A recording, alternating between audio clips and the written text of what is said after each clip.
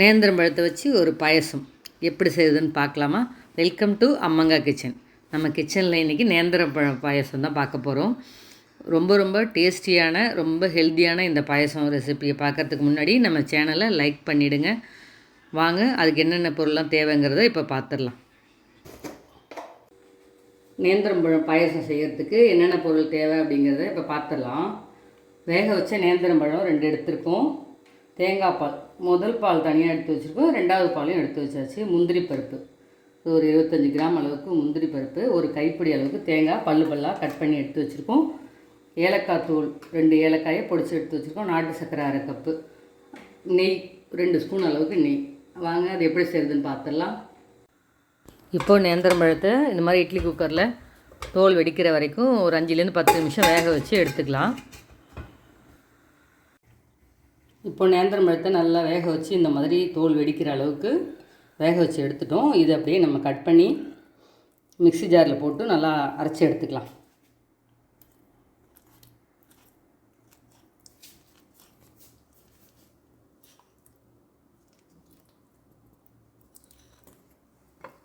இந்த 2 வாழைப்பழம் ஒரு 4 பேருக்கு தாராளமான பாயசம் போதுமானதாக இருக்குங்க.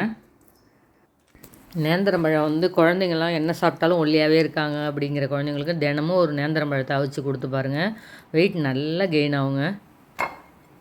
இது அப்படியே நல்லா நைஸாக அரைச்சி எடுத்துகிட்டு வந்துடலாம்.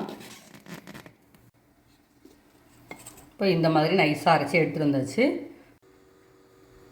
இப்போ சட்டி சூடேறிடுச்சு. இப்போ கொஞ்சம் ஒரு ஸ்பூன் அளவுக்கு நெய் ஊற்றிக்கலாம்.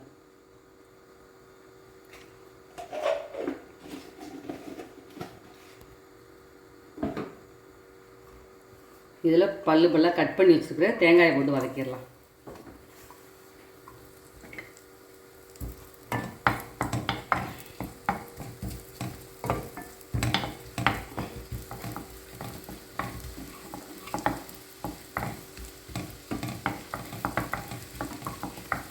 தேங்காய் நல்லா வறுபடட்டும்.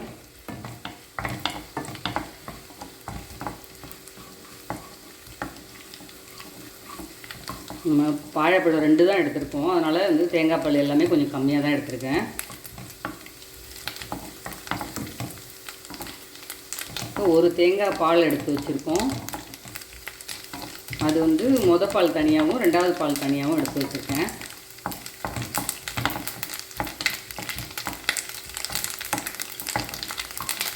நல்லா தேங்காய் பொரிய ஆரம்பிக்குது பாருங்கள் நெய்.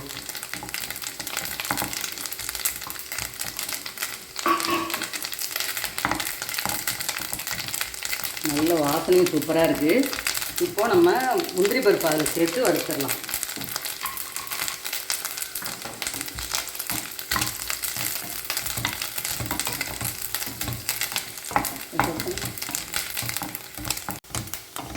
இப்போது நல்லா முந்திரி பருப்பும் தேங்காயும் நல்லா வறுபட்டுடுச்சு. இது அப்புறம் அப்படியே நம்ம வேறு ஒரு பாத்திரத்துக்கு மாற்றிக்கலாம்.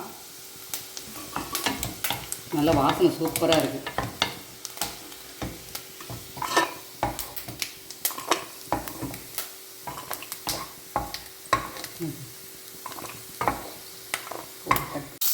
இப்போ இதே நெய்யில் நம்ம மசிச்சு வச்சுருக்கிற இந்த வாழைப்பழத்தை நேந்திரம் பழத்தை சேர்த்து வதக்கிட்டோம்.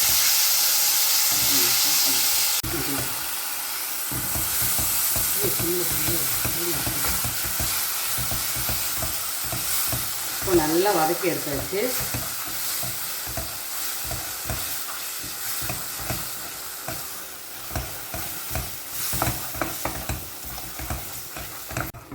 இப்போ நல்லா வதங்கிடுச்சு. இப்போ நாட்டு சர்க்கரை சேர்த்துக்கலாம்.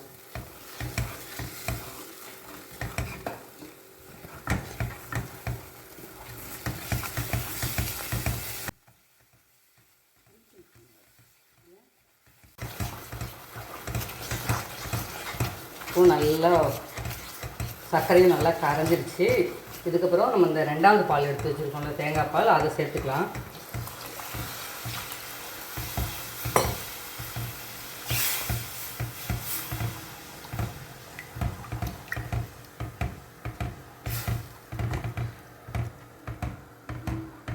இப்போது நல்லா சர்க்கரைலாம் கரைஞ்சிட்டு பாயசம் ரெடி ஆகிட்டுருக்கு.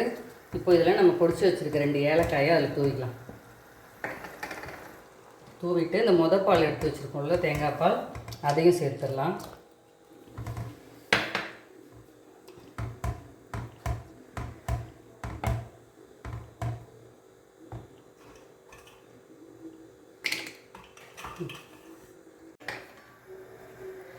அவ்வளோதான். நம்ம இப்போ பாயசம் ரெடி ஆகிடுச்சு, நேந்திரம்பழம் பாயசம். இதில் வந்து நம்ம பொரித்து வச்சுருக்கிற தேங்காய் முந்திரி எல்லாத்தையும் சேர்த்துடலாம்.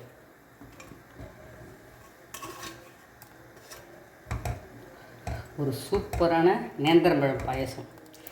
இது கேரளா டிஷ்ஷு தான், இருந்தாலும் டேஸ்ட்டு சூப்பராக இருக்கும். குழந்தைங்களுக்கு வந்து நேந்திரம்பழம் கொடுத்தோன்னா ஒல்லியாக இருக்கிற குழந்தைங்களுக்குலாம் நல்ல வெயிட் கெயின் நல்லா வரும். நேந்திரம்பழம் வந்து அப்படியே வாங்கி வெறுமனே அவிச்சிட்டு கூட நம்ம கொடுக்கலாம் குழந்தைங்களுக்கு. அவ்வளோதாங்க, நேந்திரம்பழம் பாயசம் ரெடி ஆகிடுச்சு. இதை அப்படியே ஆஃப் பண்ணிடலாம். ரொம்ப ரொம்ப டேஸ்டியாக ரெடி ஆகிடுச்சு. அவ்வளோதாங்க, ரொம்ப ரொம்ப குயிக்காக வெரி வெரி டேஸ்டியாக ஹெல்த்தியான இந்த பாயசத்தை நீங்களும் ட்ரை பண்ணி பாருங்கள்.